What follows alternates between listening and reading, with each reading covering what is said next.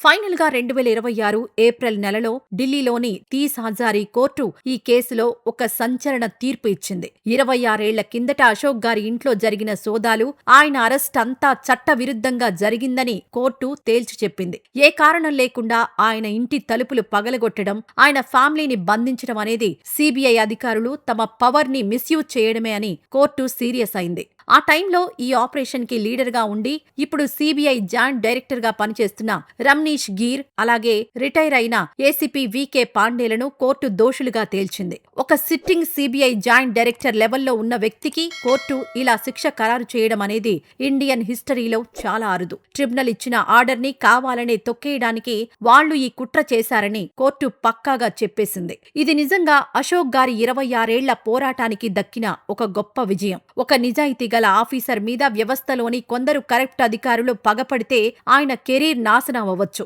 కానీ నిజం ఎప్పటికైనా గెలిచి తీరుతుంది అనడానికి ఈ కేసే పెద్ద ఎగ్జాంపుల్. 26 ఏళ్లు ఒక మనిషి ఎక్కడా వెనక్కి తగ్గకుండా తనను తాను నమ్ముకొని సిస్టమ్ మీద ఫైట్ చేసి గెలవడం అంటే మామూలు విషయం కాదు. ఇలాంటి డేరింగ్ ఆఫీసర్లు ఉన్నంతకాలం న్యాయం బతికే ఉంటుంది అని ఈ కేసు చూస్తే ఎవరికైనా ఇట్టే అర్థమవుతుంది. ఈ రియల్ లైఫ్ హీరో పోరాటం మీద మీ అభిప్రాయం ఏంటో కామెంట్ సెక్షన్లో చెప్పండి.